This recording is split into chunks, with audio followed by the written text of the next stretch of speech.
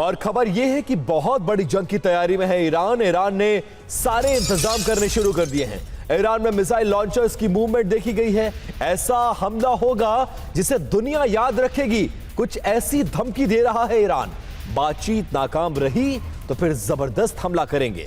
युद्ध पर Iran global का यह बहुत बड़ा दावा, और ईरान के इस दावे के बाद मिडिल ईस्ट में खलबली जैसा माहौल है।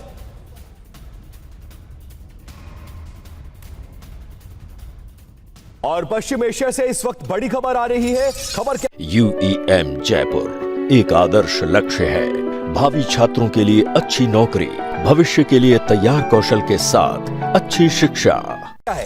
ईरान ने बंद कर दिया है अपना एयर स्पेस। ईरान के आसमान में एक भी प्लेन नजर नहीं आ रहा है। ईरान में सभी उड़ानों की एंट्री पर रोक लगा दी गई है, मार्च की तरह ही।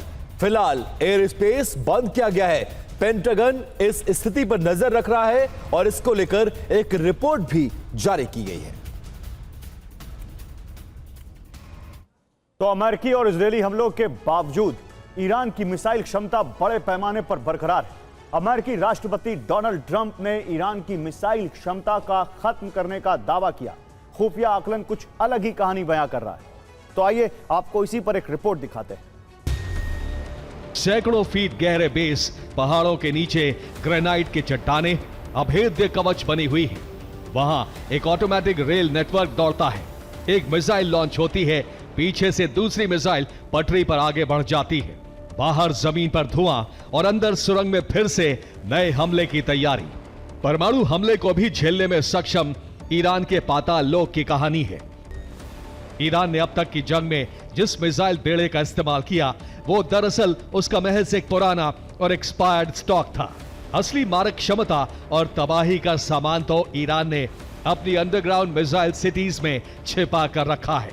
ये वो स्टॉक है जो साल 2025 में 12 दिन की जंग के बाद तैयार किया गया था। नए दौर की ये मिसाइलें अत्यधिक सटीक गाइडेड सिस्टम, हाइपरसोनिक स्पीड और एंटी जैमिंग तकनीक से लैस है। फतेह-1 पलक झपकते ही एयर डिफेंस को राख करने वाली हाइपरसोनिक मिसाइल। फतेह-2 हवा का रुख बदलकर टारगेट को नेस्तनाबूद करने वाली मिसाइल। सेजल इजराइल से लेकर यूरोप तक को सीधे टारगेट करने वाली मिसाइल। खुर्रम शहर आयरन डोम एयर डिफेंस सिस्टम को चकमा देने में सक्षम मिसाइल। फैक्ट नंबर 1, 50% लॉन्चर सलामत। यूएस इंटेलिजेंस का दावा, ईरान की आधी मिसाइल लॉन्चिंग क्षमता अभी भी बरकरार। Fact number 2, missile reserve. ईरानी सेना के पास अभी भी क्रैडल में कई हजार बैलिस्टिक मिसाइलें सुरक्षित हैं। फैक्ट नंबर 3, पुरानी मिसाइलों का खेल। पिछले हमलों में इस्तेमाल हथियार 10 साल से भी ज्यादा पुराने थे, नए हथियारों की एंट्री बाकी। फैक्ट नंबर 4, पाताल में युद्धाभ्यास। जमीन से सैकड़ों फीट नीचे बंकरों और अंडरग्राउंड टनल में चल रही ईरान की रिहर्सल।